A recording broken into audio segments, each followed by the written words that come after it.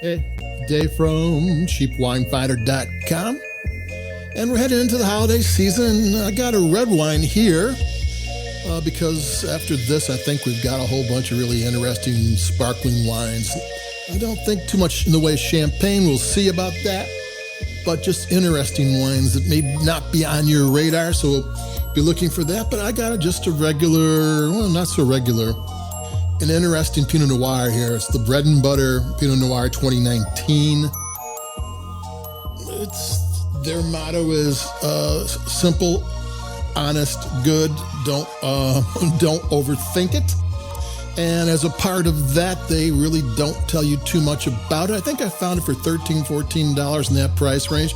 And it says it's from California. A wine that's from California is usually from the North Coast, Sonoma, Napa, Mendocino, and from grapes from the Central Coast.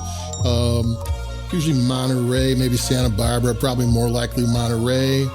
And it could also be from the Central Valley, which is Lodi, but with Pinot Noir, probably not, but it could be.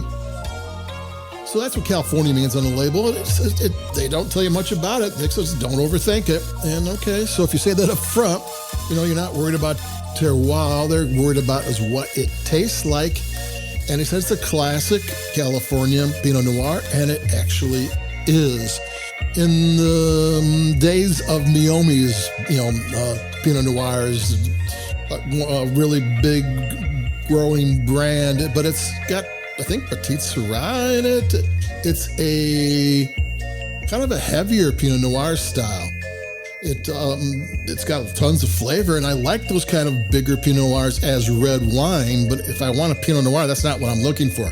I want Pinots that are going to have this delicate flavors and some mystery and some funky things, like the nose has mushroom and dried autumn leaves, and just a weird combination. When you look at what you just wrote down, it's like, that can't be any good, but it is. It kind of draws you to it. And then the flavors are kind of, there's things like tar somewhere in there. I'm going to take a sip because you got me talking about it.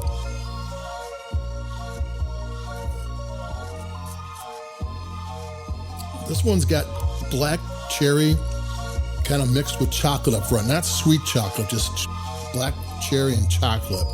Then it goes into some herbs and some spices and maybe some ripe plum. And then it's got some kind of little funky things going on in the mid-palate, some orange zest,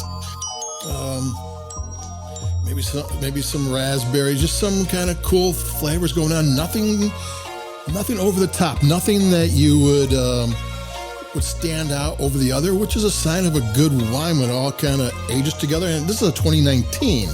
There's not, wines that have been aged a while kind of blend together a bit and kind of become one. And the 2019, there's no time for that. And yet it kind of does. It's kind of a balanced, very balanced wine. The tannins are smooth and sweet.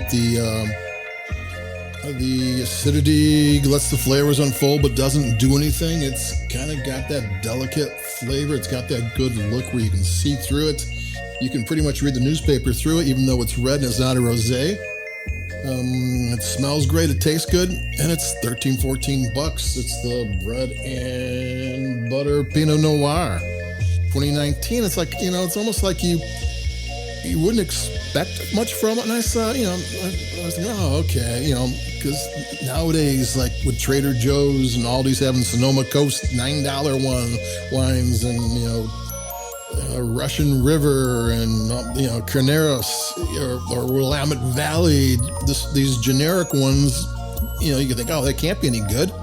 Yeah, but they are. If people know how to pick the grapes properly and know how to make the wine, they can be really good. And I kind of like this Bread and Butter. I think it's going to be my kind of go-to when in doubt. If I want a Pinot and I don't know what I want, I'm going to have Bread and Butter Pinot Noir. I think that's kind of going to be, I know what I'm going to get here, and I know I'm going to like what it is. Because that's what I like. I like the more delicate Pinot Noirs. People like the other ones. All matter of style. And I do like the other ones, but not, like I said, not as a Pinot Noir.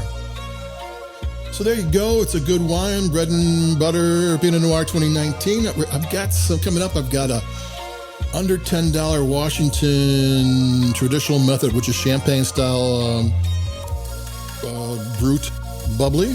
I've got a aged Cava.